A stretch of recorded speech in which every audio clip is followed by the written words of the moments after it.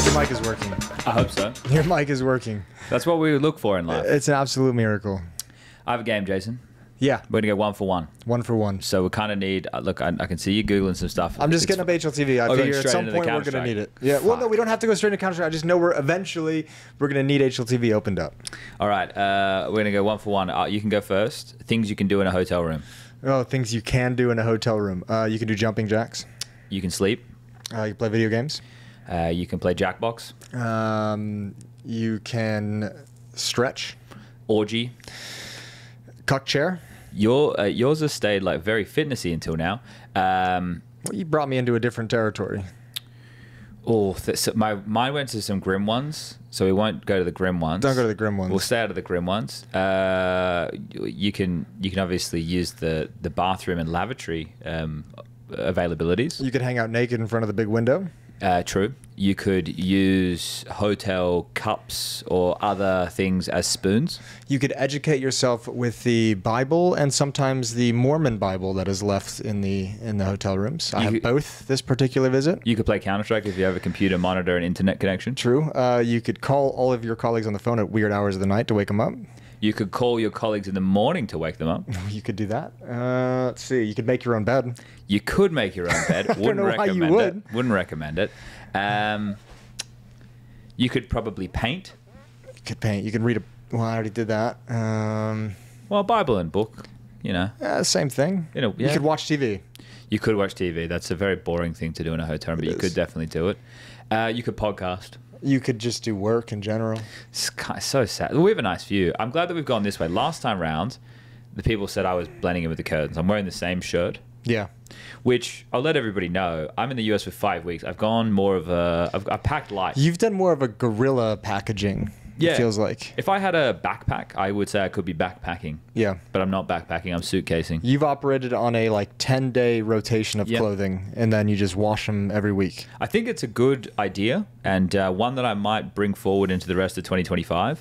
Yeah. The only difficult thing with that is if you fortunately had 2 events in Texas, but you know, if you have to pack multiple different kinds of weather outfits, that's the one where it gets an issue. I would say I didn't pack enough shorts. And you're a caster, so you don't really need many suits. Thank God. I love not being on camera. I know. It might be the best thing about being a caster. It's pretty close. There's some really good things, Jason, but not being on camera might be my favorite. I wore shorts in one day to be on the desk, and everyone gave me weird looks. No one sees my legs, but everyone gave me a look like, ooh, fucking caster on the analyst desk with shorts on. And I was like, come on now. Pip was wearing shorts. I know. He pulled in too. So, you know, you're not alone. Yeah. It just felt like a personal attack. By whom? I don't know. I don't remember. Fellow desk members? It was fellow... No, it was the other casters. Okay. Which always find a way to rib me for when I'm on desks. Well, at least it wasn't me. And it was not you. You hold it in very nicely. Yeah. Yeah, well, you know how I feel about that old camera time. Yeah. We've got a lot to talk about, but I feel that we should start with golf. Okay, yeah, we did 4 hours of golf yesterday. Me, Harry, Scrawny, and Launders. That was wild. Don't you know their real names? I do. Alex. Pretty good. And Hugo. Yeah. Well, one of them's Harry. Yeah. One of them is Connor with an E, not an O. Yeah. And Mohan Govindasamy. I don't know if that's actually his name. Is that did I know? Either way, you've had a punt. It's Gahinda something. Then it's worth it. Now, Launders is definitely actively trying to be getting into the golf. He's very much into golf. How'd you get pulled into it? I enjoyed going to Topgolf with them and having a couple of drinks and just doing the driving. You enjoyed driving. Yeah, and I played golf with my dad back in like 1 year. I tried to get into golf. My dad's a golfer, so they needed a fourth. And they asked me if I'd do it. And I'm more of like, when I go golfing, I like to sit in the cart, smoke a cigar, have a couple beers. I don't really care about the actual golfing. Sure. But it felt like a nice time to do it when everyone wanted to go. So yeah, that's how I got roped in. Harry apparently took some golf lessons when he was a kid. He's a former golfer, now returned golfer as well. Yeah, Harry is one of those guys who... born again golfer. When a thing pops up and it has his interests, he's like addicted to it for a period of time. You know, he goes like hard. He burns into it. Yeah, because he's gone to Topgolf like 5 times since we've been here. He went to Topgolf like 3 times in the first 4 days we were here in Austin. He even told us he had to go talk to his wife, but really he was going to go play Top. And then he just left for Topgolf. Look, it's fine. Harry's never going to hear this, but maybe Lily will. So I hope Lily's doing all right. But the golfing, I feel that you guys went to a course where it was very... It was on a Monday, which is why I'm surprised that it was so serious. It was the Monday after Father's Day, which is why maybe it was a bit busy. But I think it was probably Launders booked it. I'm assuming it's a course. It's a course that I probably wouldn't have recommended for people going golfing their first time. Okay. Had Launders done 18 holes or 9 holes up until that point? Has he just been practicing? He'd never been on an actual golf course. He'd done Top Golf, and he was getting lessons back in Toronto. Okay. But so this was his first time. But it was great. He came in with the full golf attire. He bought a whole outfit. Yeah. He was ready to go, man. He was loving it. So yeah, he had a lot of fun. Connor had some fun as well. Jordan's into golf. Automatic's into golf. There's a little bit of an esports golf. I think it's now that like there's a certain generation of esports players. Like all the COD guys are into it. Is like all the influencers and stuff are into it. Yeah. So there was like a big swing and big push of like gaming and golf coinciding.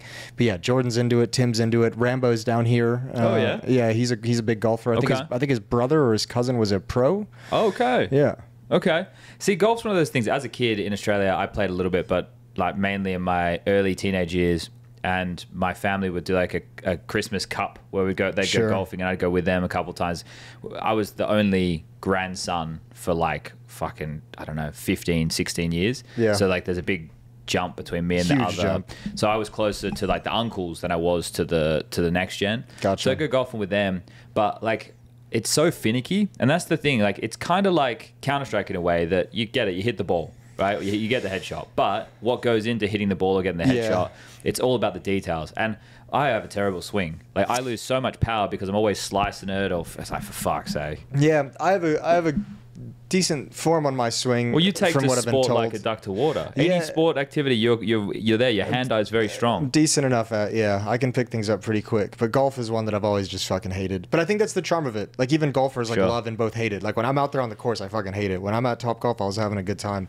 I don't know. It's one of those sports where I feel like the harder you try and hit the ball, the worse it's going to end up being. It's very strange in that. But like Counter-Strike, it feels that like points of it and aspects of it feel like more of a discipline than a sport. Sure. You know, to a certain extent, like smokes and utility usage and positioning. Is Shot like the, selection, club selection. And I think that's what Launders probably enjoys out of it. Like Launders is really nerdy about like getting the details and down and getting his form right. So I just think like to go to your first ever like golf experience, and then not only do your first, but to also play 18 holes, and then to do it in the middle of the day in Austin, Texas, is insane. It was very hot. It was very. It's like 32, hot. 34 degrees every day. I don't know what that is in Fahrenheit. It was like I think it was like 85 to 90ish. I stopped checking the temperature. And then the humidity's every day is 50% plus. It was like on a good day. It was like 78 degrees at like 10:30 when we were doing like our warm up drives. So I'm assuming it just got hotter. I just hate golf culture, man. Like I hate the clothes. I hate like the clothes requirement. I wanted to go out there in like athletic shorts and obviously couldn't, but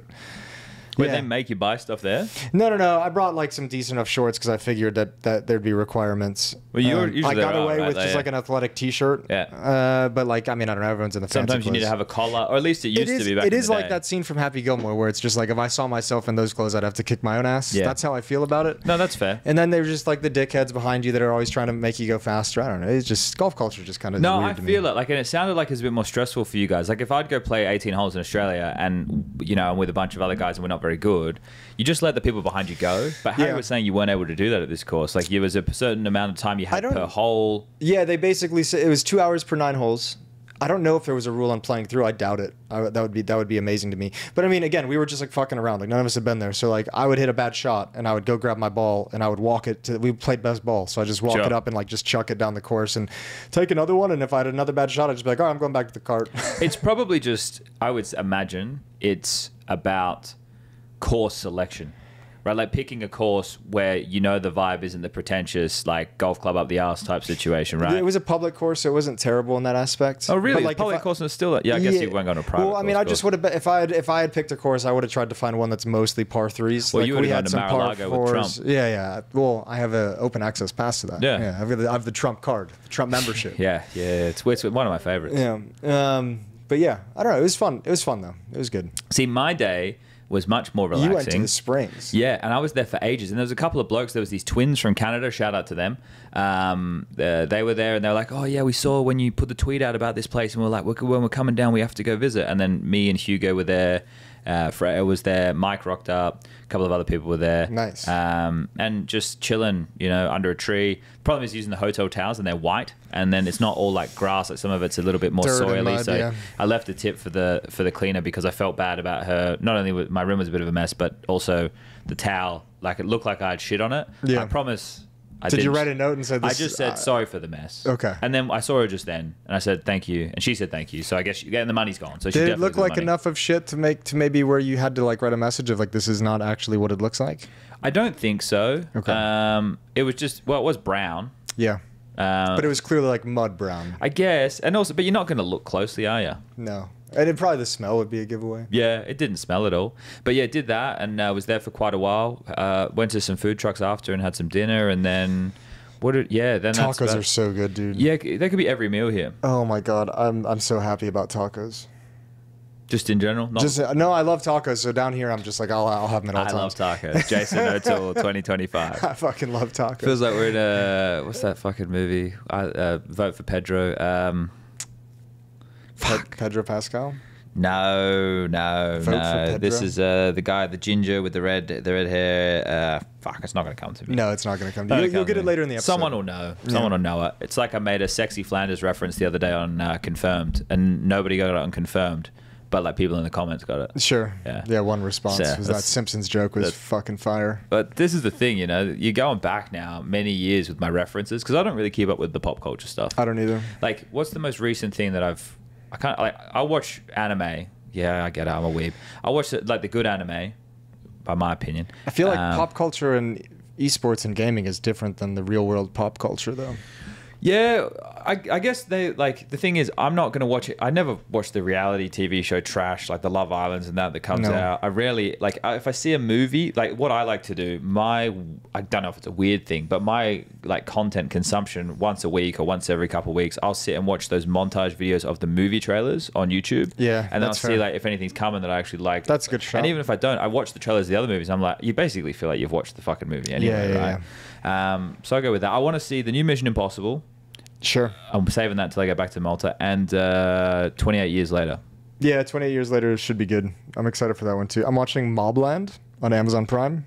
Okay. If you haven't seen that yet, it's really good. Tom Hardy, Pierce Brosnan's in it. Helen Mirren. Really? Yeah, it's got a baller cast. Okay. I'm 3 episodes in, and it's been banging. Okay, that sounds good. Tom Hardy, Pierce Brosnan, they're two. It's a solid. That's great. Solid, and it's a Guy Ritchie movie, so if you like his shit, or a Guy Ritchie TV show.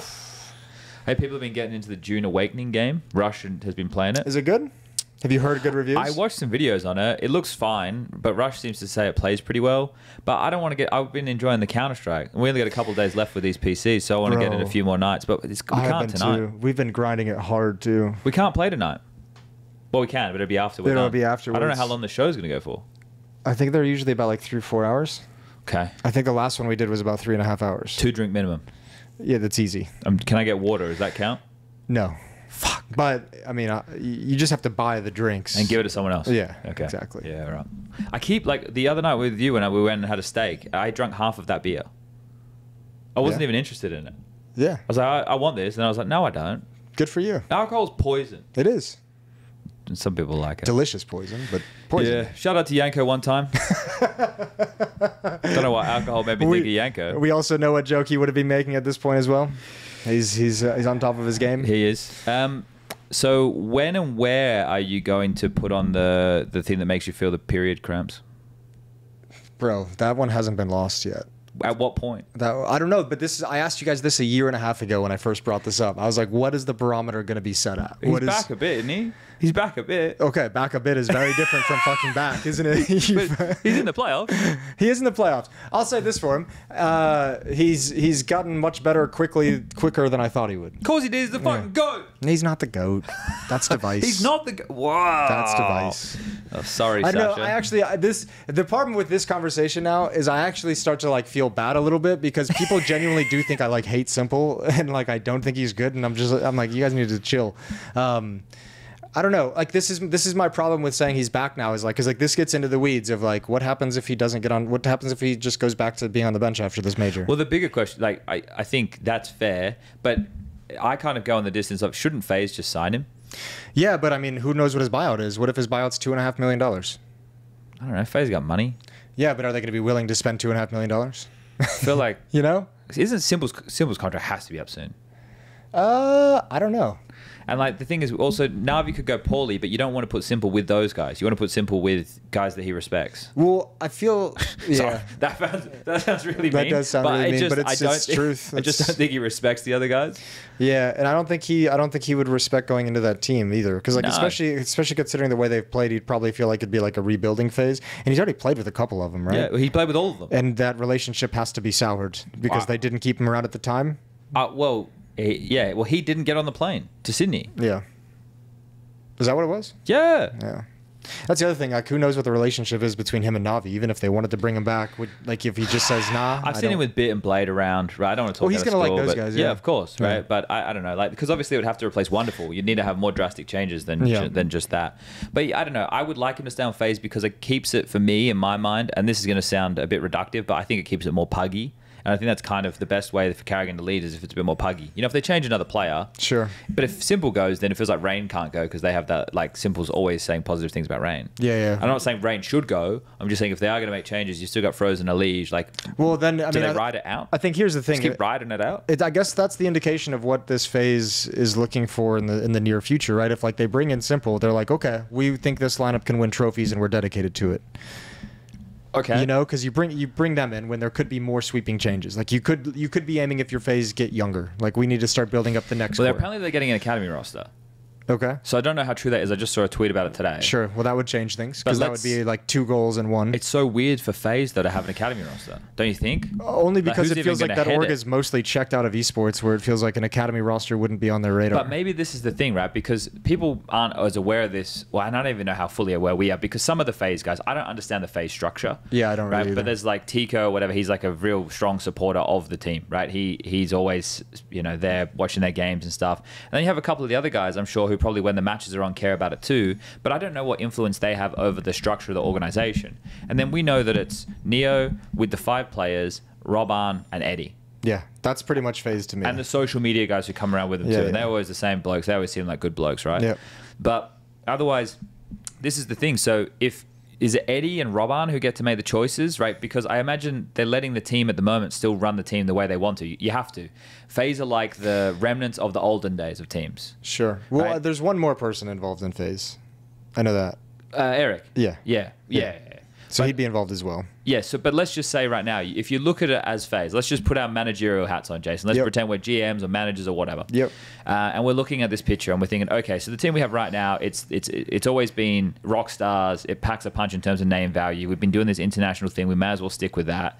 The team right now, if we look at the average age, it's pretty up there. Elige, Simple, same age. Frozen's the only young guy. Carrigan's 35. Rain's 30.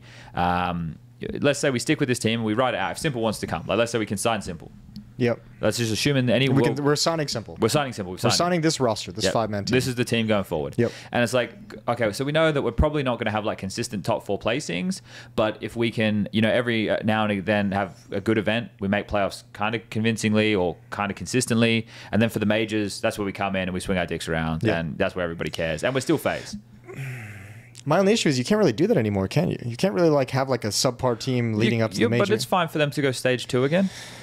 Yeah. They don't have to be stage 1. Stage 3. Stage 2 is fine. I mean, I guess it depends on how much you think they can hold on to during those stretches. I think they can hold on to it. Like compare them to who's below them. The bigger question is going to be Carrigan, right? I think that stuff only works as long as Carrigan's there. Yeah, but what else are you going to do? You think he's going to coach? Hello. I do this all the time, don't I? That's fine. Is it Jane? It's Jane. You want to talk to Jane? We can pause. Hey. Hi, baby. Hi, Daddy. Hey, we're doing a podcast right now. Can I call you back? Oh, okay. Sorry, Jane. Sorry, Andy. Hi. It's okay. Hi. All right. Bye, baby. I'll call you later. Have a good lunch.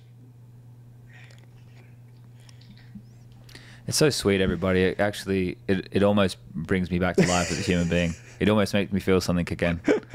Like, almost. It doesn't, but it's so close. But it's getting there. Like, a couple more just chipping away. That's why I take these calls during the podcast. I want to just lay it on you. Yeah. I think that just depends on Carrigan. Like, I think you have to keep Carrigan if you're going to look at this roster and say we're here to win championships now.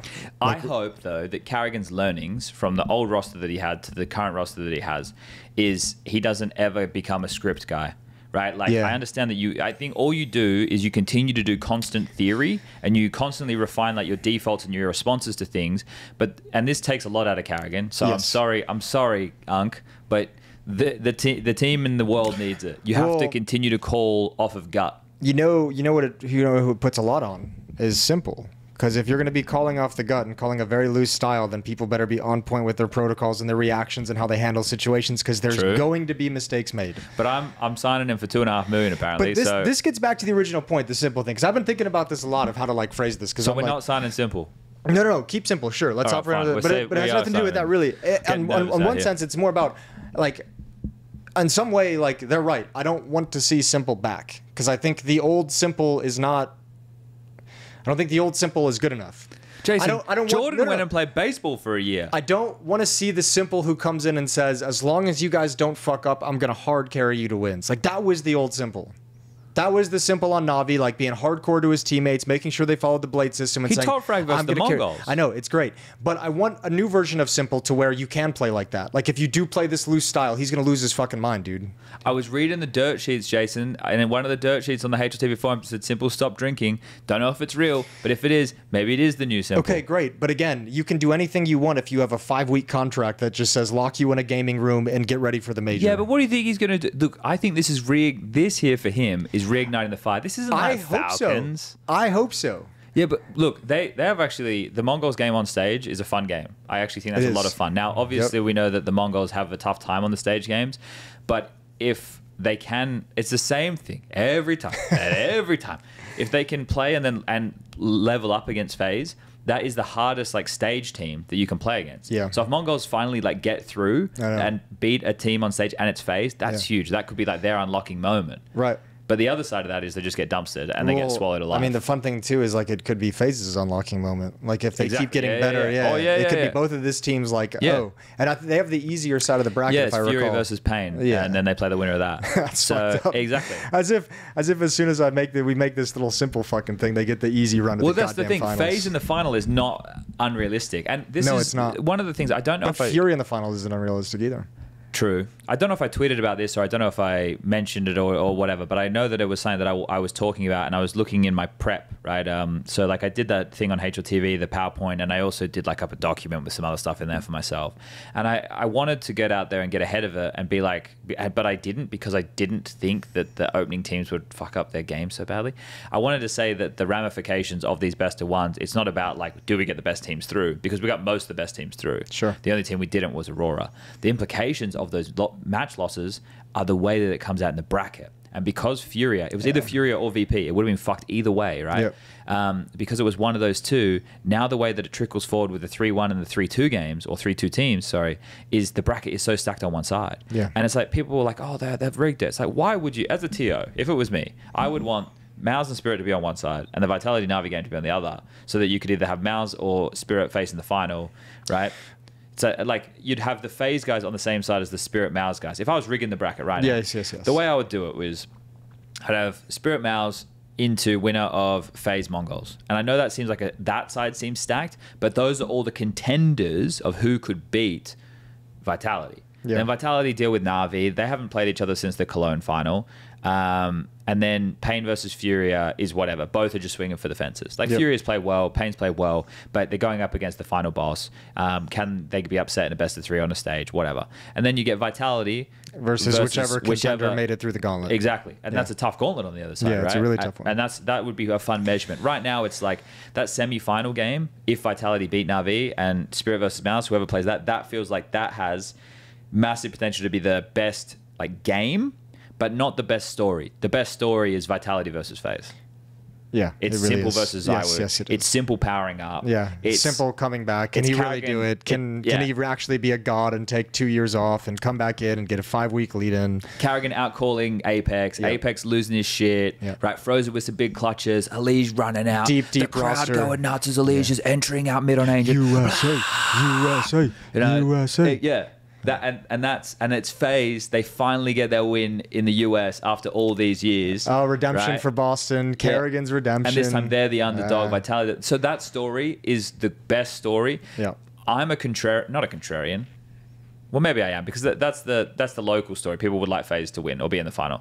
I want Vitality to win because there's something about me.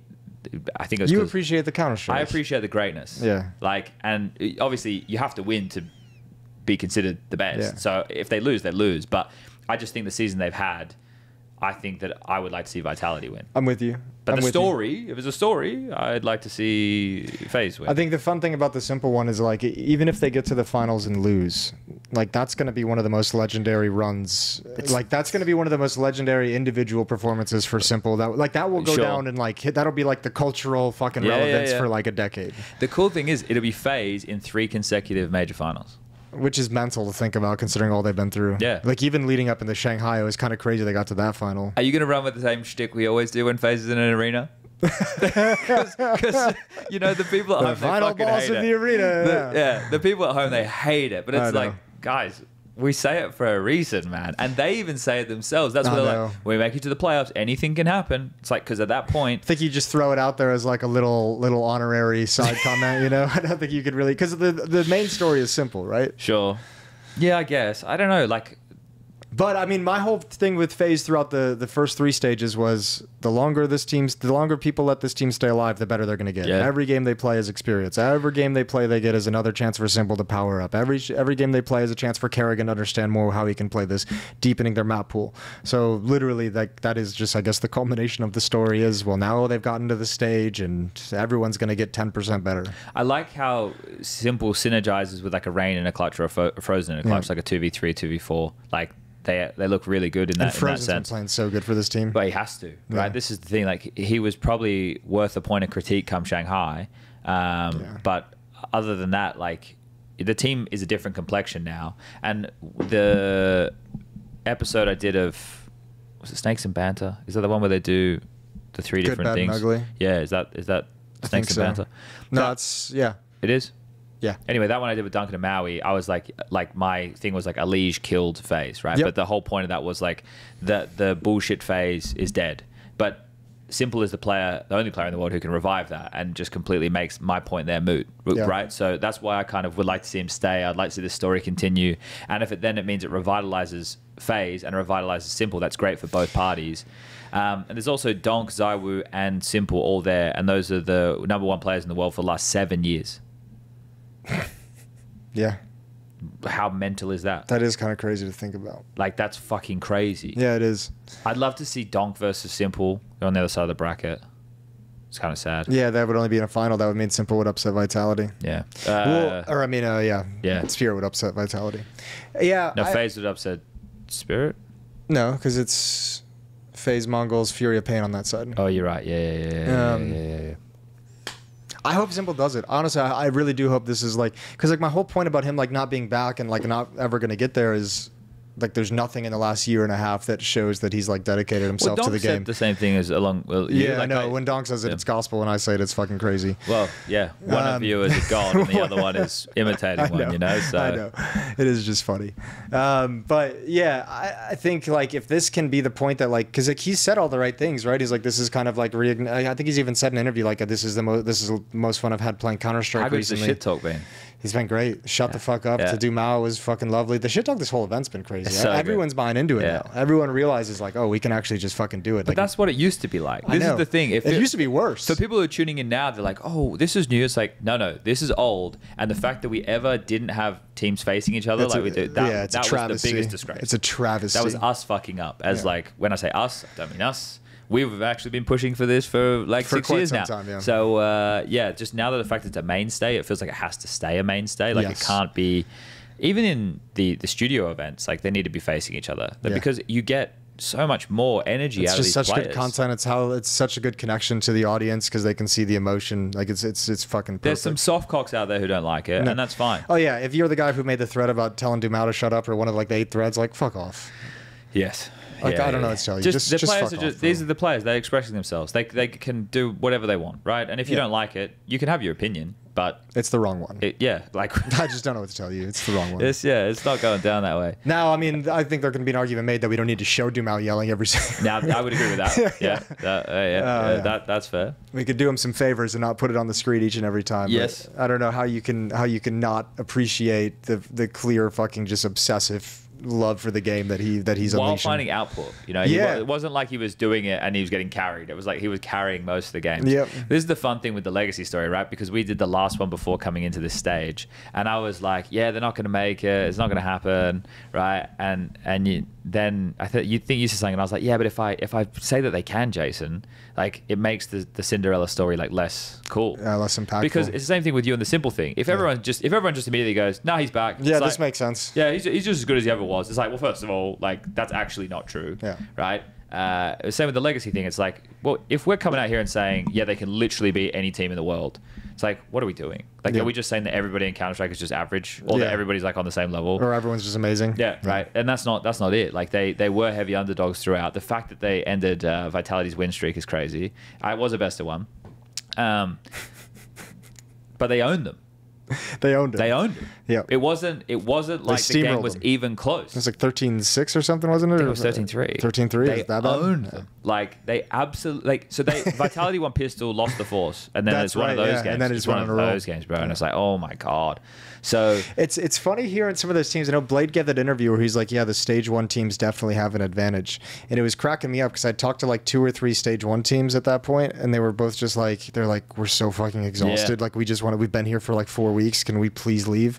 Like, so the stage 1 teams are like, no, fuck it. We'd rather be a stage 3 team. And the stage 3 teams are kind of like, we wouldn't necessarily want to be a stage 1 team, but they have an advantage. Yeah, which is weird. I guess it's just a good indication. The perspective is always you're the one losing out. yes. It's easy to feel like you're the one losing out. And that's why when we talk about it in a caster on the desk, it's like, okay, so you have these 2 things you have to keep in mind. One can be the momentum because you're already there. You already know the feeling of winning. You're getting the reps in. You know what the environment's like. You know what the PCs are like. You know what the monitors are like. Yes. You feel comfortable in the environment. You've already had wins or losses, so you've already gone through some hardships in those spaces.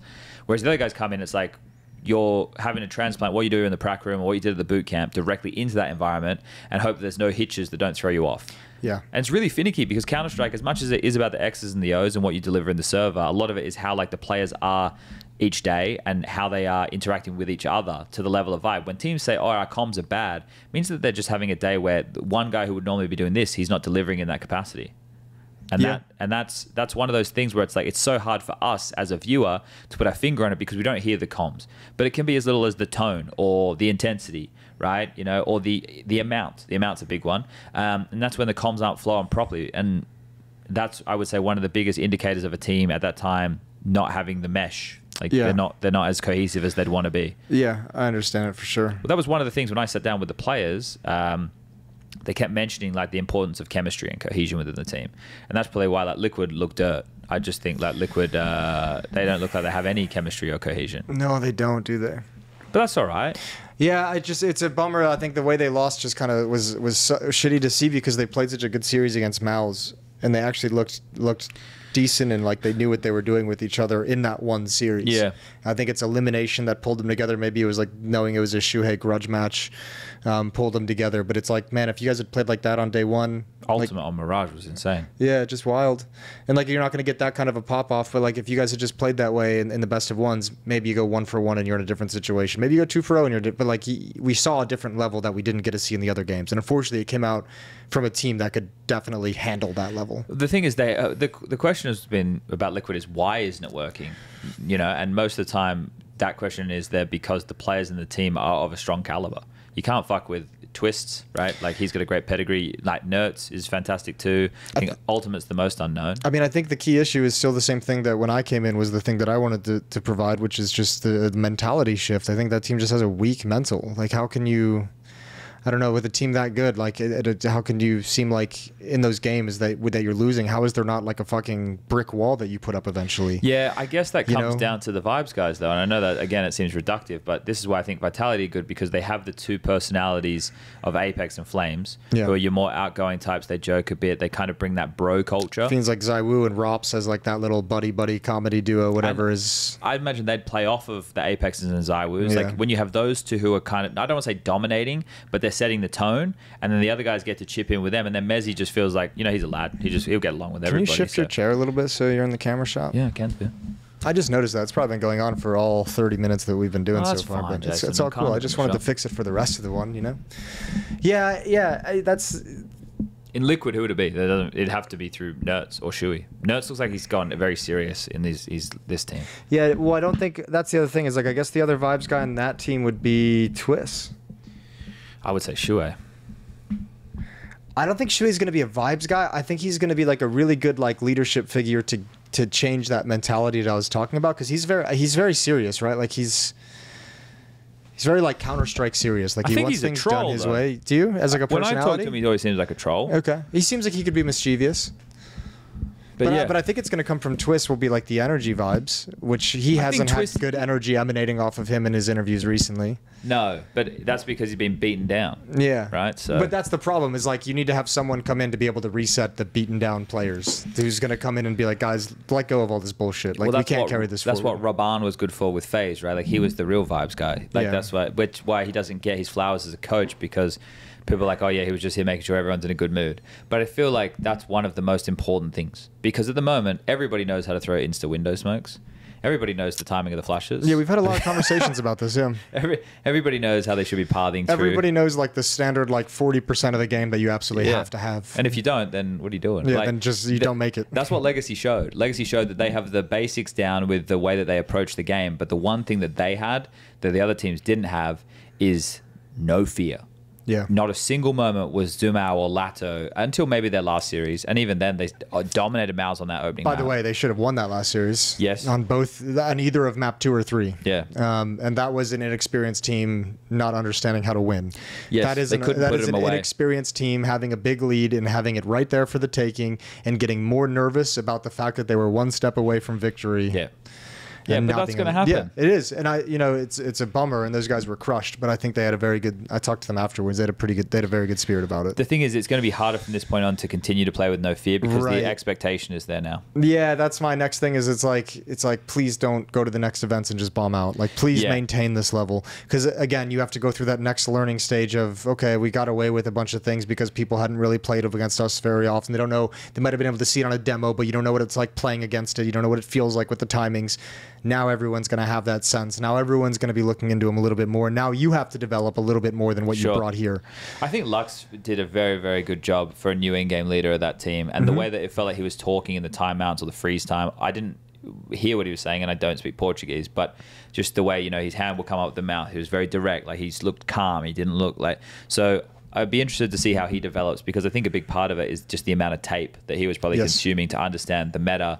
And then he had these weapons that weren't afraid to push through smokes and go for plays, like Dumao especially, right? Yeah. I thought Nissan was very sharp. It was fun to watch him. Sadzen had some moments, but he was a major rookie at his ups and downs, and Lato was pretty consistent too. So I think all in all, it was a really fun project to watch. What do you make of the Maui and I were cracking up about this when we were in the green room between segments, the whole fundamentals conversation going on right now. Yeah, it's a weird one. I know Kassad's been hitting it pretty hard. Steele's obviously been hitting it pretty hard about bad fundamentals, and I think Maui and I had some extent where I know Maui tilted him a little bit with a little subtweet, but I don't know, the way we were talking about was just it's a weird one, because it's not...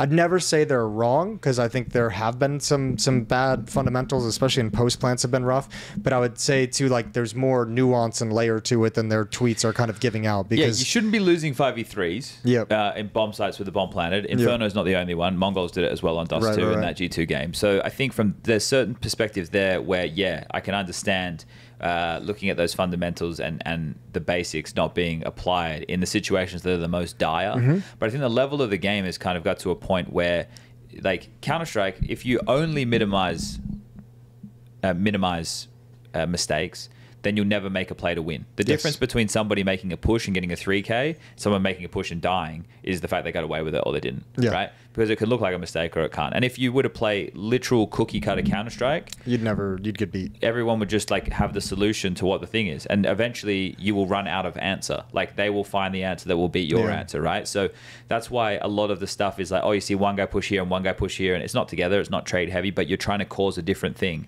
Like, I think that the game is played at a high level and a high understanding that you see people making more risks, because then it causes more situations that haven't been spoken through. So you haven't done the theory because it's conceptually you're never meant to be in those situations in the first place. And it forces your opponent to think outside of the fundamentals as well to have a response. But that's why I think somebody like FaZe against a team like Mongolz is great, because Mongolz like to go for these fights, and it's like, all right, you're going to put us in a 2v3? It's like, all right, that's fine. Like we know how we're going to work off of each other in these situations. Whereas at the moment, it's like, oh, we lose this space, we react by doing this. It's like, you see it, Ancient's a perfect example. T's take mid. All right, we're going to smoke B doors, we're going to regress down B lane. Oh, okay, they've taken mid and we're giving up red. Well, let's take A main. So if they do come in through donut, now they're split, right? Yeah. Or if they take that, then we have this. Like a lot of it comes down to those level of basics. And I don't really care either side of this. I think that fundamentals could always be tightened up. Then there are basics of the past that still apply to today. I think that though the general understanding of players is much higher. Everybody is going into matches, whether it's known before they have the head-to-head or whether it's they get the notes in front of them and they understand how they're going to nameplate.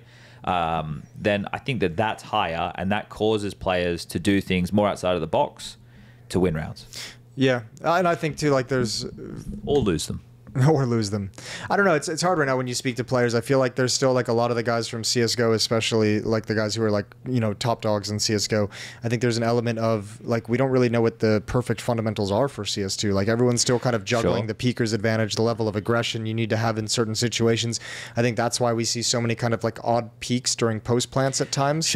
Is like people saying, yeah, I should be holding this, but if I hold this, I'm going to lose the fight when it comes. Cleared. So now I have to kind of peak it. Yeah. I think, you know, we're in a point where, yeah, again, I would like agree with the sentiment that there are some fundamentals missing and seem weak, but there's so much more nuance to them that it can't just be like, because I know if you see, whenever I speak to the players about this kind of shit or like a decision they made, there's logic to it. Whether you agree with it or not, at least you see the brain working, you know. So it's like, I don't know how to judge some of the individual fundamentals maybe slacking. I think it's fair as well though when you talk about we talk about the game and people are like, oh yeah, peaker's advantage. I would wholeheartedly agree that I think something with the netcode favors that more in this game than it did in the previous iteration.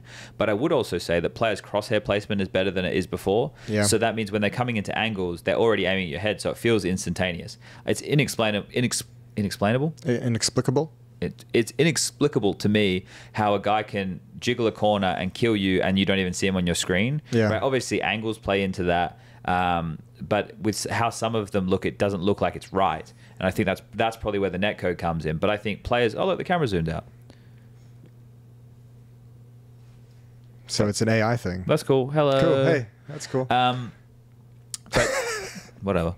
But is it like an auto gesture thing? I don't know. My point is, I think that it's the players who are much better at those understandings now and crosshair placement and ready for those fights, with the game also lacking, or maybe not lacking, but giving an advantage to being the ones activating the fight. Yeah. And it always felt like, the thing is, in previous iterations of the game, it was strong to hold angles. Yeah.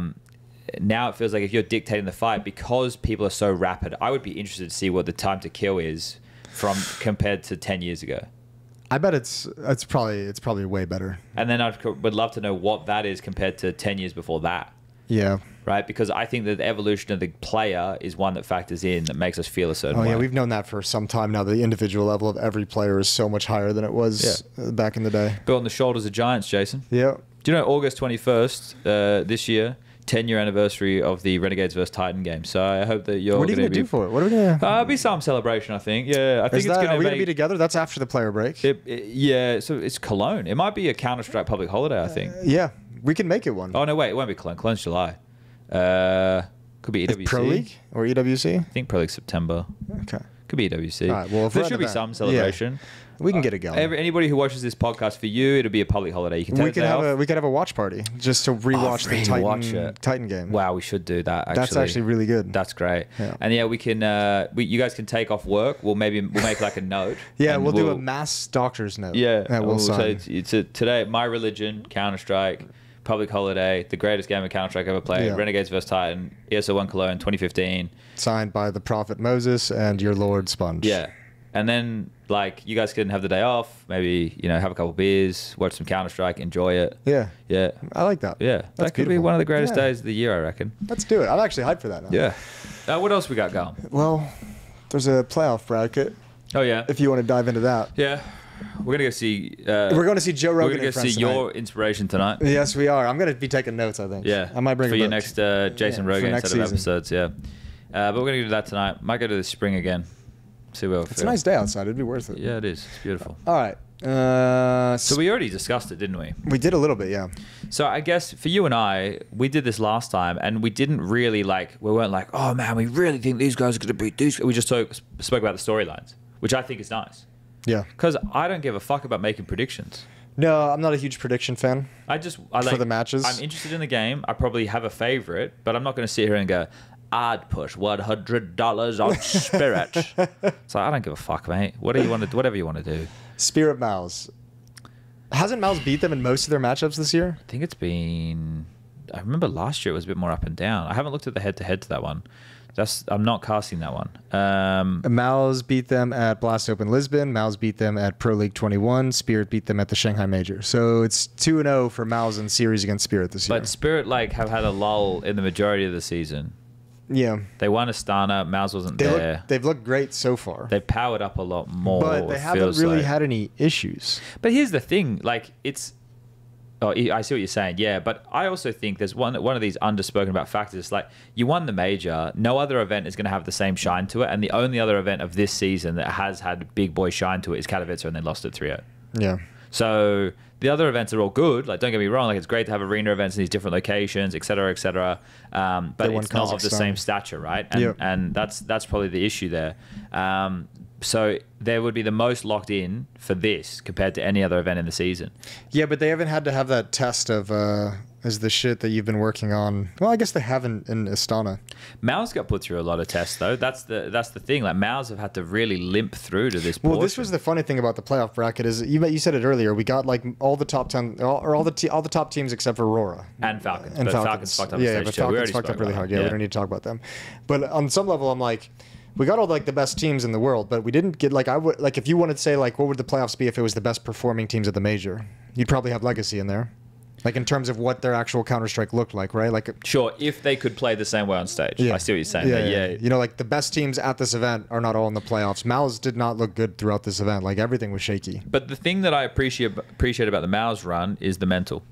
Yeah, I mean, it is super impressive that you bounce back from 0-2 like that with three best of threes. Every time it was 2-1. Every time it was 2-1, and every series had the close map. The Liquid, Mirage overtimes. I think Aurora had like a 13-11 or an overtime There map. was the Inferno that they ended up slipping through their fingers with the Aurora game. Yeah. Where Wakadia had that like crazy 4K with the saved AWP, right? And that pushed it over. Yeah. So they had to fight for all of those. They steamrolled them on the final map. It just felt like Aurora ran out of gas come that one. And then Legacy had the close games as well. Yeah, started with them getting owned, like blown out Destroyed. on their map, and then they had to work so hard to get back into it. And that's the thing, you were right. Like Legacy on Inferno, the amount of number advantages they fumbled because everybody was playing to win the round themselves, as opposed to just that's experience, right? Yep. I mean, they lost 7 of the last 8 rounds. Yeah, and those rounds they had kills, they had them boxed in banana in certain rounds. Like Nissan was pushing apps, so I think that the run for the mental for Mouse is great. Yes, right. I forgot about that. Dude, it was 9-3 at the half. They managed like 1 or 2 opening kills within the first half of play. Oh, and this is where I made that tweet, and that got a little bit of traction. Did you see the tweet I made? No, it's a tweet you made. I just made a tweet along the lines of, I know we don't get to hear, this isn't verbatim, so... Oh, yeah, I did see this one, I know we don't get to hear all the comms, but when we do, I only hear Xertion calling the round openings. And then Xertion, shout out to Dorian, because, you know, some other players might get like really offended and get mad testy, or whatever. defensive. But he just came out and said, yeah, like this is the positions I play, da da da da da. And I'd already made a reply tweet to another guy who I was having a conversation with about it, and I had said that exact same sentiment. The type of positions that Xertion plays on the map, it makes sense for him to be calling the openers. But what is surprising to me is not hearing Brolin overcall him once. Now, again, we don't get it constantly. There are probably plenty of occasions where Brolin did overcall him, but we never heard it. Yeah. And the only reason that I have concern with that is Xertion plays the most key positions on the CT and the T sides. If he's struggling to get openings or space, he doesn't always have to get the kill, but he does have to get the space to force the rotation, then that makes it tough for Brolin to call them back into the game. Right, because you don't have the feel of the game. You're not testing your own ideas. If you're losing the opening kill every time, right, then you're now calling from a man disadvantage in the mid round. Yeah, you feel like an asshole as an IGL, always calling from a disadvantage. Exactly. Yeah. And your other point there that you just made is also spot on. You don't ever get to set the rhythm. Your star player, by his reading, is setting the rhythm of the game. So if you want to change it later in the piece and be like, okay, well, so early, you know how we did those double mid takes? We're going to fake that right now into an A split, right? You don't have that same base to go off of, or at least you don't have the same feeling for the base. That's where the coach will have to step in, I think. So it wasn't meant to be like, oh, Brolin's not in-game leading at Mouse, right? Because that's the way that the fucking... That's the way it obviously gets read by the public. There's two guys on Reddit, Chaos Flames and Soft Bed. And those two guys, called out by name, dude, on the spot. You should... They're the same two blokes. They grab anything they can off of fucking Twitter from anybody. They screenshot it so you don't get any of the clicks because Reddit don't like Twitter for whatever reason. Whatever reason, it's Elon Musk. Sorry, guys. And then they just like, they don't even put, they put these headlines that are crazy. One of them was like, turns out Brolin isn't in-game leading Mouse, ? It's like, I didn't say that. I just stated a fact. Because then when a pro player goes to Reddit after that, if they see it, they're like, oh, they look at it through that lens. Exactly. They don't look at the tweet as its own entity. They look at it through the lens of the headline. All I'm doing is stating a fact. Like, that factually, the times that I heard Xertion, started rounds for Mouse, Xertion was calling the openings. That's it. People can read whatever they want between it. Yeah, it's a fair point as well, because for me, like Xertion and Torji are the two loudest people on that team. 100%. When I'm in the studio waiting for one of their games to end, it's those two guys calling things and yelling information and calling plays in the mid round. And that's not to say Brolin's going to be quiet. We see him in interviews. He's Swedish. He's going to be fucking quiet. But I mean, I gotta like that. I guess the question would be, can you win? Can that be a winning recipe? I know you've just gone through the negatives of it, but in today's Counter-Strike, do you need to have that hardcore IGL? Because a lot of Counter-Strike is more simplified now. When you a lot say of it's hardcore, more you grouped mean up. like a Karrigan or an Alexi? Not even a Karrigan, because Karrigan calls like the loose puggy style as well, and Karrigan calls a lot of feeling. But you know, like if you want to go a more tactical route, like the Alexi, where we're seeing NaVi's system really struggle to have impact this season, would be a good one. I guess any kind of more like system-based, tactical, strategic IGL who's trying to outsmart, because I think it feels like a lot of Counter-Strike at the moment is dumbed down, death ball, focus on trading, contact plays, like 4-1, like the old school style of CS being played. So now if you look at it, if you have an IGL who's kind of there as like, I guess in American football we have like what we call quarterbacks, who are like less quarterbacks, more game managers. Like they're not meant to like necessarily win you the game with an incredible pass or a great touchdown drive, but they're not going to make many mistakes, right? You're just going to play solid football and make sure that you don't give anything up. I guess you can bring that concept in, and could you say Brolin's more of like a game managing IGL? He's there as the safety net to be able to call things to make sure everyone's on the same page, but when you get into the meat and potatoes of the round, it's going to be your space taker, it's going to be your opper, it's going to be your star players noticing the things that they're getting stuck into, and they're the ones who can kind of direct where things go due to their positions. Well, I prefer, like, one thing I always liked was... I bet as an IGL you'd probably hate that as a concept. I liked when your AWPer on the T side would call his picks, or the CT side. Sure. Because then what I would do is configure the round around that. If my AWPer was confident for a fight, I would always want them to go for that fight. Yeah. Because you want your AWPer to have that confidence. It's the same thing with Xertion and the space taking now. And I see what you're saying. Like, I think that the game plan is obviously going to be done before the game, but based off of spawns and based off of the way the game flows, that's where the players play. That's where the players make their calls in between. So, and I imagine that together they're all coming up, like Brolin is with Cycron and Zip, and they're talking about the strategy and everything, and they're doing the anti. And like I said, Brolin probably does overcall their openings at certain points when he sees things differently. Yep. If anything, the reason I pointed that out is to insulate Brolin as an in-game leader, because I'm saying it's hard for him to in-game lead because he is allowing his players to do these other things. Now, people could say, well, then he doesn't have to allow his players to do them. But I think it's good to have trust in your players. Yeah. It's just you to pick up the pieces and then be responsible for the entire loss when your team on the T side of Nuke gets you 2 opening kills. Yeah. Like, I understand people are like, it's a CZ-sided map. It is. But if you're not getting the opening kills, you're not getting the space, you're not getting anything. And that's why you almost look like you lost that series. Right. Right? Like that. That's fair. Well, I'd bring it in other American sports, like a concept like in basketball, like each player, like some players have like a shot limit, like not like an official shot limit, but a coach will be like, yeah, you're good for like 5 shots a game. You can have 8 shots a game. You can have 15. Okay. And obviously your star player is just like Kobe, shoot the always fucking pass ball. the ball to him. Yeah. But you know, you can have that kind of a concept. Like I wonder how much detail there is where it's like, all right, exertion, like you get like 3 rounds to pick your openings. Bro, by 3 rounds, if they're gun rounds, the fucking game's over. Like, you know what I mean? Like, oh, okay. So the half's pretty much we cooked. lost the pistol, we lost the force, we took an eco, gun round, exertion calls it. Okay, we get a couple kills, we plant, we can have another gun round. Oh, sick. Okay, we have to take an eco. And now we have to force buy every single round. It's Yeah. like, bro, That's fair. I just think it's something that I thought was interesting, and I just think it's key because the player that you should be talking about, calling them into plays, is not Brolin. It's exertion, at least for round openers. Yeah. Right, and that I think exertion agreed with me. Yeah. Again, no hard feelings. I mean, I think he even said something like, yeah, and actually none of my plays I was calling were working. Yes, so, yeah. and he's like, I take responsibility. It's my fault, right? Yeah. And look, again, it's the way it gets warped by the community perception, because there are other types of in-game leaders. I think what makes Karrigan and Apex so strong is they have a clear vision of how they want to be approaching the game, and then when they're reading their opposite in-game leader, they're the ones who are like calling this like flow. Yeah, they're so experienced, they're not afraid to go off the book and call by feel and call by, like they recognize when that switch is there for them, when it's available to kind of style into it. Yeah, and I think like Vitality have a lot of versatility in their calls. I think Karrigan has a lot of creativity in his calls. Yeah. Like I think that Karrigan can be the most creative.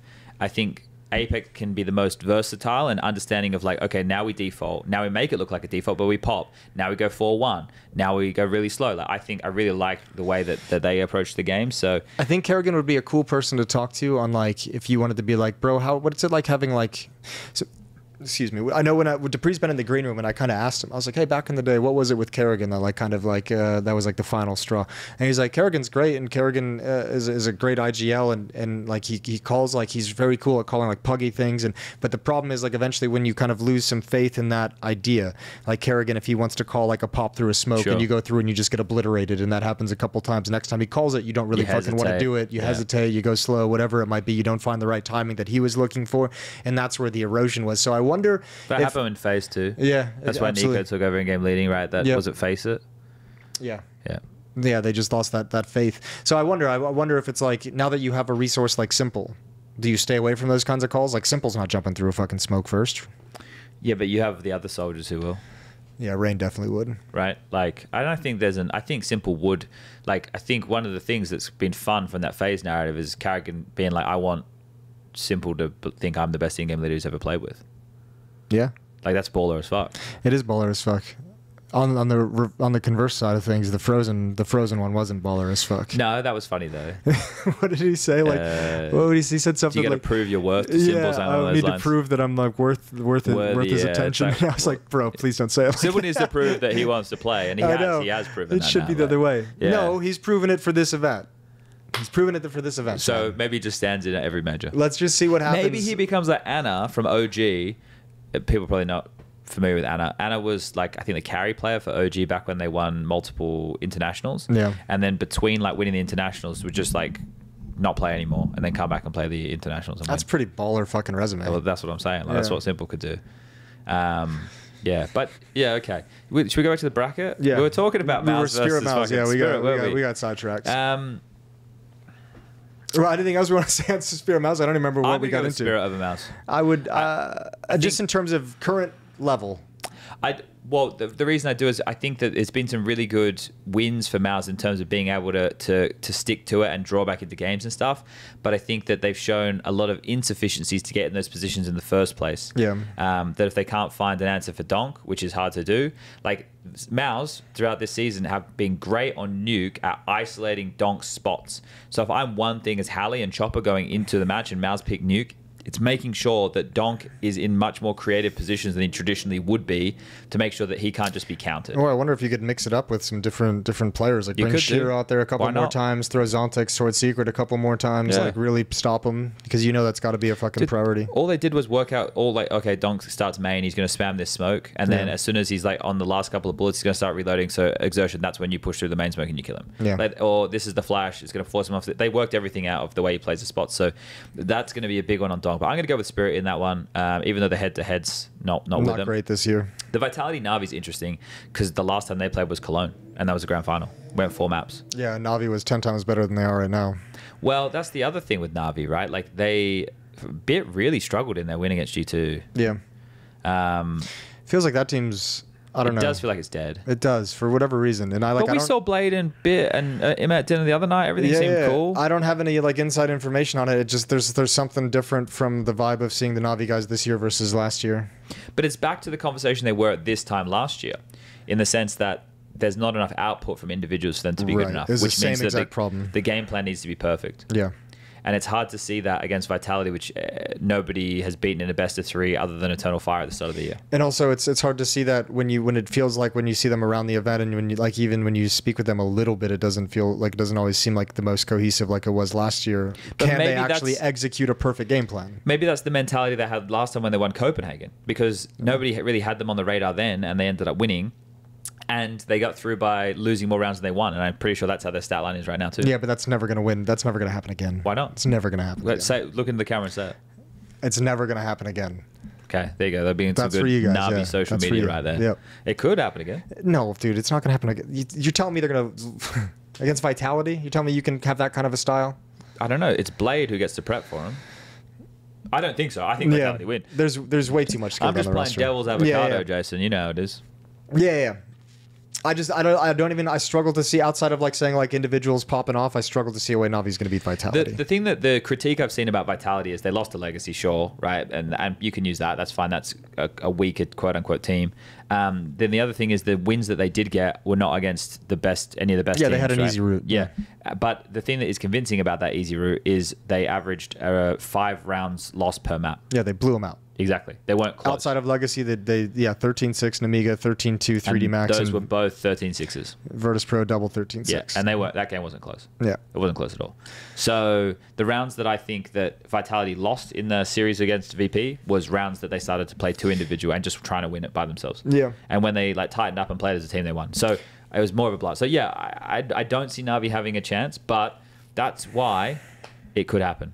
Yeah, because we're wrong all the time, and I love it. I love being wrong. It'd be so boring if I was right all the time. Well, and you never know. Like again, like how you're saying they had this through Copenhagen is maybe this at this moment they're like, yeah, we can't win. Yeah, and then they end up playing their best Counter-Strike. And then you just play together, freed by the pressure. Yeah. So from Legacy, right? That's possible. Yeah, but I think a Vitality Spirit, so Zywoo Donk semi would be great. Yes, it would. And then a Zywoo simple honestly, final would be amazing. Honestly, either one, Vitality or Spirit, that makes it. I'd prefer it to be Vitality, but either one that makes it is good. Sure. It's a really strong team, defending major champions in Spirit. Sure, and a rematch of, if it was against FaZe, it'd be a rematch of Shanghai, but what's different this time? Simple's in the server. Simple's different. The former #1, the man formerly known as the GOAT, who may or may not be back. One in his name. One in the game. FURIA Pain? So this one's tough. They already played head-to-head in the event so far, and Pain won a 13-11 on Dust 2. I'm pretty sure I nailed that, Jason. Check it for me. Check that.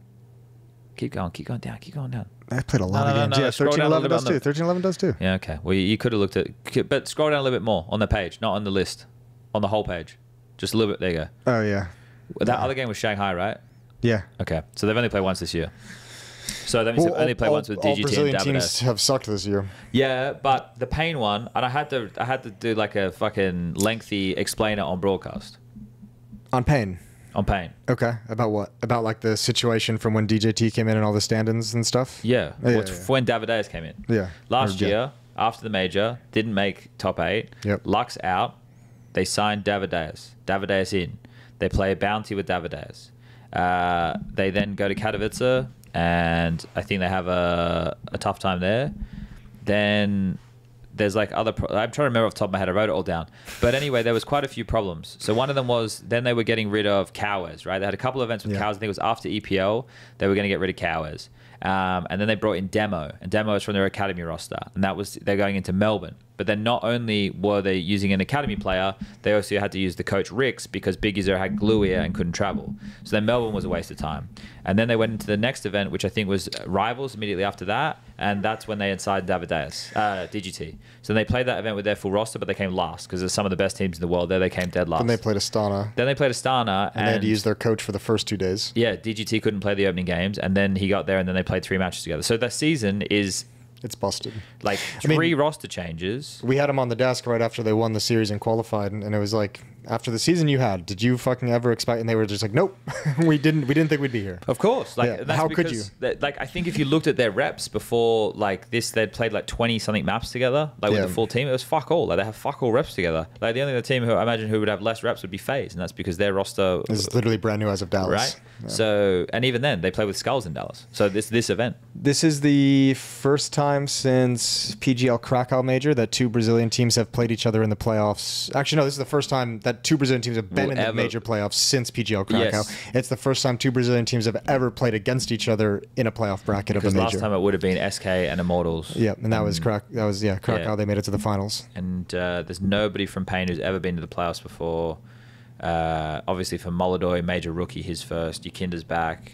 Fallen rifling. So there's fun stuff there. I think that just the fact that FURIA made it through 3-0 in this stage, that's the bit that is like, okay, like, well, can that continue? It's going to come down a lot to Molodoy.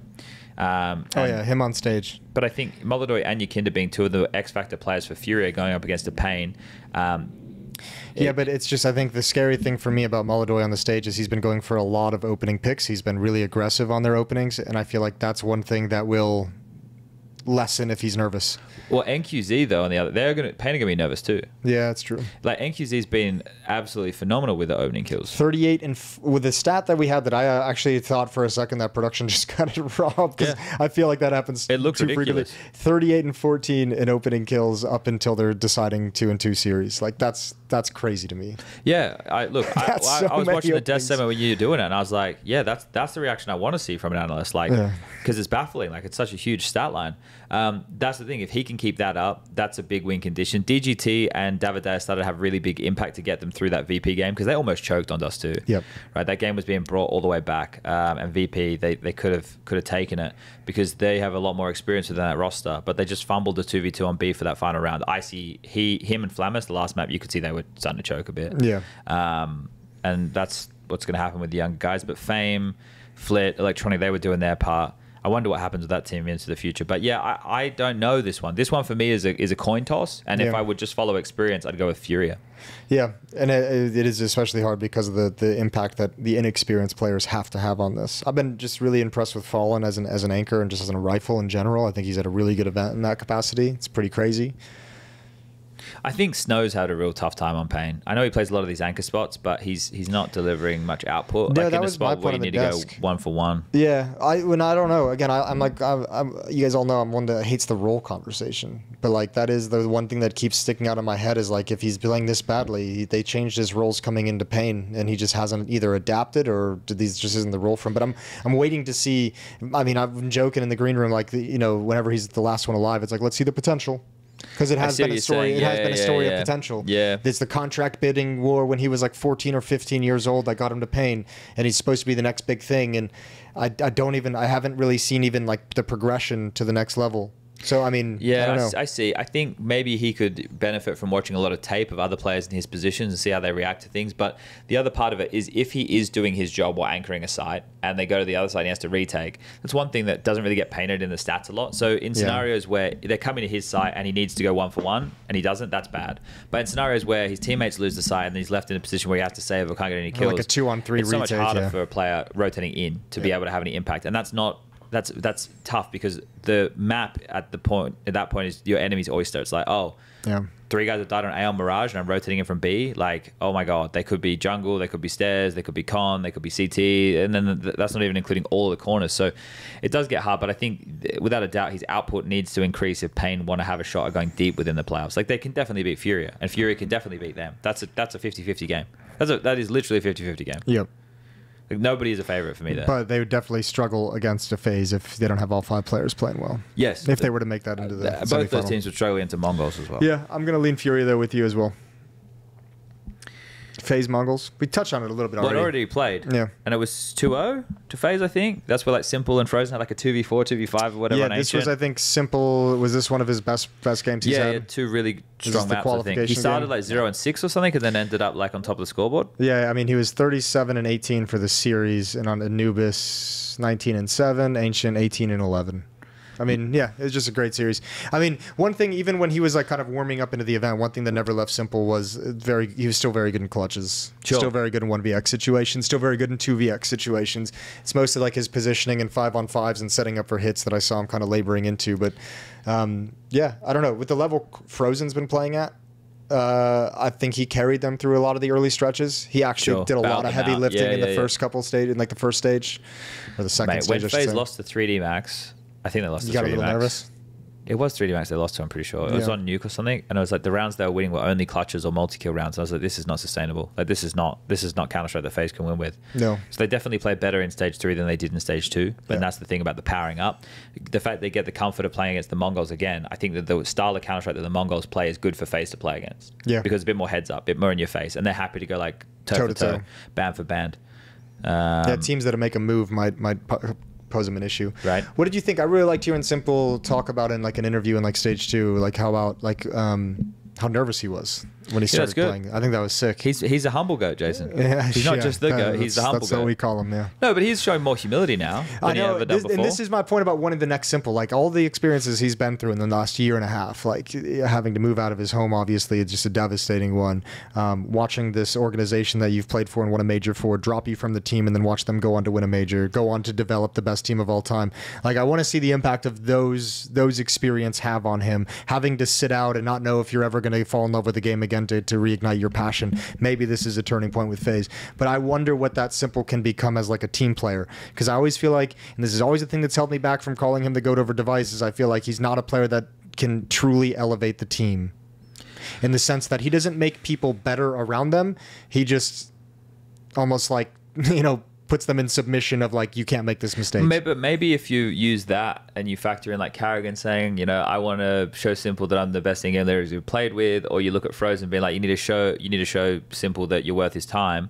Both of those statements are elevating them in a way, right? Because if Simple comes challenging them to a degree, from a perspective of, well, this for a lot of people is the greatest player to ever touch the game.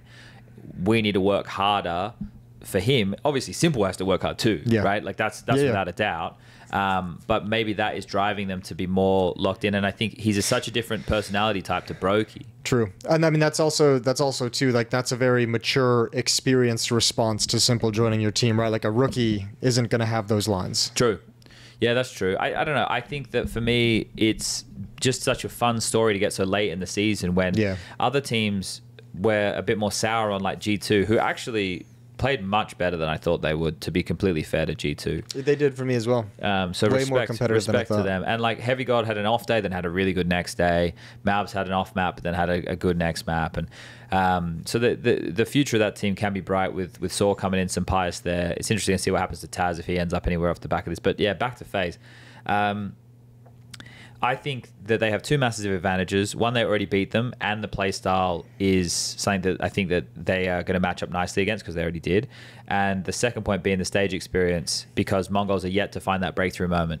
But inversely, like we said at the start, if Mongolz do find that breakthrough moment versus FaZe, that's like getting all your breakthrough moments at once. That's like Christmas coming. Yeah. And then you're like, shit, we beat FaZe Clan, we beat Simple, we beat Carrigan, like we beat these guys. We don't have to be afraid of anyone on the stage. Exactly. Yeah. And then you go into FaZe, then you go into FURIA, Pain, and then it's like, well, yeah, if we beat FaZe, we can definitely beat these guys. There could be a Mongolian major champion. Well, imagine if they're even in the final, Jason. That's crazy. The furthest a team from the region has ever gone. So I'm not like a I'm not going to divide it. For me, it's all the same region: Oceania, Yeah. China, Southeast Asia, East Asia, So it's etc. semifinals. It's semifinals. Yeah, with Renegades. Yeah, when Renegades. Kassab was coaching, Jacob Gratisfaction. Was that Berlin or was that Katowice? That was Berlin. Starlight of Berlin 2019. So there's like, this is probably one of the best opportunities since then that a team from that region could make it into the grand final. What ended up happening there is Renegades lost to Avant-Garde. Renegades could have easily been in the final. Yeah. They could have been Avant-Garde. They would have lost to Australis. Probably. but, Yeah. but they would have been in the final. So for Mongolz, they will lose to Vitality, but they could be in the final. I don't know. Like, I mean, I think They've it's, lost to them every game. I know, this but that's season. hard to say. If we're going to sit here and say that win against FaZe, if they make it deeper into the playoffs, is like the jumping off point and turning the corner. Like, who knows what the Mongols... But it always comes down to Senzu. You saw him drop 36 kills in regulation I know, against that G2. was a crazy performance. Right? Like, he has to do that. He doesn't have to drop 36 kills, but he has to play to that caliber against Vitality in the final. And it's like, it's not impossible. It's never been seen before. Yeah. So... Well, I mean, 36 kills in regulation at the major had never been seen before There either. you go, too. Yeah. So there's that to consider. Like, and I'm a fan of the Mongols. I'm also a fan of FaZe. I'm a fan of... There's no team I dislike, whether people think that I do or I don't. I just like watching good games, and I like a good story, and I want the Counter-Strike to be explosive, but also tempered at the point like it makes sense. I don't want it just to be W rushing at each other. Like, I want the game to look beautiful, but I want the clutch moments is what plays beautiful. Well, I guess I think one of the nice things about the bracket is, I guess, the two question mark teams that you'd look at and say, damn, how the fuck did they get here, would be FURIA and Pain. And they play each other in the quarterfinal. So it's not spread across multiple quarterfinals either. At the start of the event, right? So I had 6 teams that I thought that should be locks based off the season. Vitality, Falcons, Mouse, Spirit, Aurora, Mongolz. Well, Falcons didn't make it. And Aurora didn't make it. Falcons didn't make it, Aurora didn't make it, yep. So even if we got all those 6, there was 2 spots left. And FaZe was like, man, it would be pretty sick to get FaZe. Like, that'd be a cool story. And the other one could have been open to anybody. Like, that could have been VP. That could have been fucking Liquid. That could have been anybody, right? Yep. But it ended up being these 2 Brazilian teams snatching those 2 spots because an extra spot became available, or an extra 2 spots became available. And FURIA earned it. They won 3-0. Like, who were FURIA's best of 1 games? Because I know the best of 3 was VP. Yeah. I haven't done a FURIA game yet. I haven't either, actually. We haven't watched a single one. Which is crazy. Like, I guess I've always been away just from... like looking at stats and being like, hey, Molodoi. Hey, your Kinder's looking good. Best of 1s were Mongols and Aurora. The Aurora win's a big win, though. They dumped them. That was Inferno, right? 13-7. Yeah. They fucking that was owned Dust them. 2 on Aurora. The Mongols one was super close. Yep. That one I remember coming right down to the wire. And they smoked VP as well. Yeah. 13-3, 13-5. Yeah. So all their games have just been like momentum-based confidence wins, which I think is the best way for your Kinder to play Counter-Strike, to completely with you. But it doesn't feel like here's the problem. It will continue for either Pain or FURIA, which means they take a power up going up into the semi regardless. Yeah. But I hope that it's either Mongolz or FaZe in the final, because I think it's going to be a better final overall with either of those 2 names. Yeah. If you get the Brazilians, you get the viewership. Yep. And I think the FURIA story is a hard one to latch onto right now because we don't know what the fuck's going on. Unless you're Brazilian. Yeah. Which I'm sure they're loving this. But for us at the moment, it's still a bit raw, right? We don't actually really know where it's going to go. Is this a team, or is this a lineup put together for the major, or is it a lineup put together for the major that has now decided to be a team? They probably sign you, Kinder. Yeah, I guess you're going to have to after this. Yeah, so look, that's the hardest to get invested in unless you're Brazilian. If you are Brazilian, I respect it. Get excited for your boys. Fallen wins the major. Okay. Does he retire? I think if you win the major and you could retire, you can look at it from 2 perspectives. 1, I'm 34 and I can still do this. Why the fuck would I retire with the best team in the world right now? Yeah. 2, this is my 3rd major. Almost 10 years removed from my last major. That's crazy. Let me go out on top. Yeah. That's what I'm thinking. I guess it would depend on what his decision is. If he'd already made a decision like I'm going to retire at the end of 2025, I think you just accelerated like 6 months. The thing with Fallen that is the most exciting part for that guy, though, is he's so big and so likable that he could literally do anything that he would want in the Counter-Strike space, whether that be in Brazil or whether that be in international Counter-Strike. And it would be so well received and enjoyed. Like, he's so well spoken. The way that he talks about the game, he's been doing it for years. He used to do it for free back with Games Academy. Like, you know, his inside of the game and the way that he views it, his relationship with other players and everything like that, his pull within the Brazilian scene, like, there's so much going for the guy that whatever he wants to do, he can do it. Yeah. And if he feels that he can still get more years out of Counter-Strike, or this is the one thing I will say to all Counter-Strike players, you're not going to miss the 10 hours of practice every day where you're watching demos and you're prepping and you're playing deathmatch and you're scrimming and you're having the hard conversations with your team and you're getting into arguments and you're doing all those things. You're not going to miss being on the road all the time, being away from your friends, your family, your loved ones, your dogs. You're not going to miss having a bad diet because you got to eat on the road. You're not going to miss never having regular sleep. Those things you can do without. But the thing that you can't do without, and the thing that you need to go and do like literal extreme sports to get the same feeling of, is competition. Yeah. So unless you think that you are really done, right? Unless you are 100% positive that you have nothing left and you don't think that, you know, with a couple of weeks of reflection or like some hard work and knuckling down and reframing your game, if you don't think you have anything else to give and you think you're done, then I think at that point, yeah, like if you feel it inside you, but ask yourself that question and be really honest about it, because not getting to compete anymore, once you're off that wagon, you've seen it with a lot of players who have come before, you can't get back on it. Yeah. And that feeling is one of the greatest feelings in the world. Competing, and whether you're successful or not, the reason that competing feels so good is because you're putting it all on the line. You might be heartbroken or you might have the elation, and that feeling is like, it's amazing. Like competition is the intensity best. both ways Oh my is God. addictive. Once you're in it, once it ends, the emotional dump afterwards, either way, like you feel alive. Even when you lose, you feel dead, but you feel alive, right? Because it reminds you that you can feel how much you're invested into it. Yeah. You can feel that bad after a loss. It's the first question I asked Zipix when I saw him here at the major. I saw him. He was watching the games up on the desk, and I was like, "You miss it?" And he's just like, "Fuck yeah." Yeah. It's like every time. Yeah, of course. I had the conversation with NaVi as well at this event, and he was just like, "Do you miss competing?" And I was like, "Fuck yeah, dude! Like I've missed it every year since I stopped." Dude, that's why I get so fucking into the pugs we play. Because I'm like, this is the closest you thing. You do play pugs like a fucking tournament game. I'm It's here to fucking win, great. man. It's Like I'm fucking there. All right, we're defaulting. Do this, do that. All right, move here. Blah blah blah blah blah. Because like, I want to play CS. I know, I do but too. I ain't got hands and I ain't got time because we do this. So it's like that's it. That's it. The comebacks, man. The comebacks on Nuke and matchmaking. Oh. They're spectacular. People won't They have forget to our hate names us. in They North have- America. They gotta hate us. I made 30K here. I'm 29,600. We could try and grind out a couple, We have but 2 nights. we lost Hugo.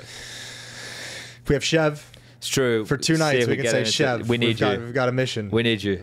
Get in the realms. Bring in the big guns. Help us get the gold. Yep. It's like, I look at the Face It games and I'm like, when I get back to Malta, I'm definitely going to play Face It. But this was like my on-ramp to that. Because I had like my games are usually so on and off. It's like, okay, yeah, we get to go for PGL, they give us PCs. Thank you, Sylvia. We appreciate it. We go to ESL events, they give us PCs. But sometimes like in Sydney or Melbourne or whatever, it's like, well, there's not even any fucking pugs to play. So what am I going to do? Same Also, 1 week events are like okay to get by without PCs. Yeah. Anything more than that, and it's like, please God. Yeah. Well, this year we've had some good nights where we've some really good nights. Yeah, Grinded played some good games. So, yeah. How long have we been going for? We've been going for 1 hour and 20 minutes. Okay, so we're got anything we want to put a bow on? I'm just seeing if there's anything cool in the headlines. Heroic replaced xCloud. Yeah, I saw that. He was solid this event as well. Yeah, but if they're bringing Nilo back, the player profile overlap's going to be there because they already have Tanir who's aggressive too. So I understand that. My biggest curiosity is, does that have any impact on Aurora? Ooh. I hope not. I hope not as well. And I'm really sad to see them lose in the way they did. And obviously there's all the drama going on at the moment. I think people saw Immorga in trouble over there. And I say in trouble, and I'm sure I'm downplaying it. And shout out to any of our Turkish listeners, if you are still listening. If you could give us like a summary of actually, like in the comments on YouTube or whatever, or if you're in our Discord, let us know. But like, what severity are we talking here? Because when I see these things in the news, and I never know what to make of it. I do know that gambling in Turkey is government owned and mandated. Right, Yeah. like there's no. That's why they couldn't have a gambling sponsor when there were that was the Eternal whole Fire. reason to go to Aurora, right? Exactly. Yeah. So and also there was conversation about. It's a law that makes it Zentaras. hard to have a Counter-Strike team. I'll tell you that. Well, that's what we heard from Graham too. But Zentaras is apparently embroiled in that as well. Now I don't know if that's factual. I would like people to kind of help me there because I'll be honest. I've been keeping up with other things. It's also not something I wanted to reference during their match against Mouse because, first of all, well, it's such a crazy thing. Like it can be legally when there's legality involved. It's like just stay away from it. Exactly. Even though it was definitely on their mind. Yeah, if, you know. for sure. So I hope that there's nothing there that is going to cost these guys their careers or anything along those lines, because that would be a shame. This is the best the Turkish team has ever looked, and it's really sad that they didn't make the playoffs when this was the most important one. But I think in reflection, the amount of steps that they've taken this season is great. The problem is they need to pick up where they left off this season, and that can't happen again for the next major. My whole closing point on them on the desk was like, you know what, this obviously sucks, but the only thing they can really do is go off in this like little break that we have and just map out your second half of the year, like so that you're not complaining about being tired, 4 events into the year. Well, you qualify for everything with your position now, right? So you can be a little bit more choosy. Right. Yeah. So like you do a Cologne. If you want the frequent flyers, you do a bounty. TC won Glitched Masters with Passion UA. Yeah, Coach I wonder TC, how well that's done. all going down with the comms, huh? Good shout out to TC one time. He looks happy in this smiling picture. dot. He always looked happy. Yeah, beat Songal 2-1 in the final. Fnatic was there, right? And NIP. Yeah. Yeah. I think NIP was there. I could be wrong. Yeah, I think they were. I think they were playing Fnatic. Maybe it was a different event. I don't see NIP on this Valve list. have made some changes to the VRS as well, but I haven't looked into them I saw that. yet. I haven't looked into the details of it either. either. A bit more. I was getting a massage this morning, so I didn't really have nice time. massage. It was like very deep tissue. There was, she was like, oh yeah, no, we're targeting the fascia, and she really beat me up, which I appreciate. Shout out to Rachel one time. I'll be back on Monday, Rachel. Shout out to Rachel. Gang, Rachel. Yeah, I got nothing. I guess there's not really a whole lot going on. Yeah, so tomorrow you're coming to HLTV Confirmed. We're doing that live. The live show? Yep. So you're going to be there for the start of the show. We got some other guests. Connor and Launders are going to be there for the last part. We're trying to get player guests. I can talk about it here because some of the viewership overlaps. Actually, probably a lot of it. Well, and also we do try and get player guests when we can. It's really hard at the major. Yeah. It's hard to even want to disturb them. Yes. It's the same with HLTV Confirmed. I know Prof was trying to ask some of the North American old legends if they wanted to come, but they're either not here or they don't want to, which is fine. The thing with the North American guys is they're all usually represented by some big agency, and they normally don't do things that doesn't come with money, which is fair enough. Respect. I get it. You know your worth, and you should. But getting player guests as well, it's okay. So do we ask Vitality, but they're trying to create a dynasty, and if we ask, will that throw them off? Do we ask FaZe? Because it'd be great to have Carrigan and Liege there. And I'd love to get Fallen on at some point, but even him, I'm you're probably going to want to be prepping. Yeah, you're the in-game leader. Focus is hell. Yeah. And then I'm okay, well, do we ask the Mongolz? They're always fun and quite cute, but at the same time, it's they're also going to, they take this seriously. No one's fucking around here. So, in the past when we had Copenhagen Flames, they made it to the playoffs, so they had a good run. It's they'll come by. They're happy to be there, right? Well, the Legacy guys would have come by. They left. I was gonna be able to get Lux or Dumao, but then they left the very next day after the loss. So it is just it's a bit unfortunate. And Jason and I would love to get more people to talk with us with, but this is what it is. Yeah. We can get talent maybe if we want to do one more before the finals or something semi-final night. Yeah, we could do one on Sunday. We could do the morning of. We could do Sunday morning, yeah. Yeah, our own little pre-show. Yeah, we could do for sure. I think I've said before on this that they had me doing the quarterfinal days only, and then you're done. They've changed that now, so they've changed the schedule, which is that's right. Yeah. There you go. So yeah, I'll be free on the Thursday. Cool. So if people are around the venue and they see me, I don't know where I'll be, but I'll be there all day Thursday watching the games. I was actually really looking forward to having the Saturday, Sunday off. Yeah, I'm happy to come. Don't get me wrong. But getting to chill in the arena and enjoy the thing you work on is a different feeling. But getting to just watch the Sunday as a spectator is great. And the ones that majors I've done where I haven't been doing the final and I get to go sit with Valve, it's awesome. Yeah. Copenhagen is fun. It's so cool. And the things that people don't get, Hugo told me a cool story. He was after the Copenhagen one, all Valve were in fields and they were having a meal or whatever, and there's just so many Counter-Strike fans who just left the venue and they're all just walking past the devs and they don't even know who they are.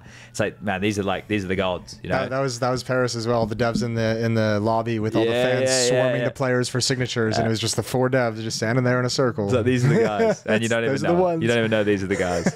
But yeah, really looking forward to the weekend. Looking forward to see everybody. We've already had some of the people who are attending the event walking around, said hello and stuff.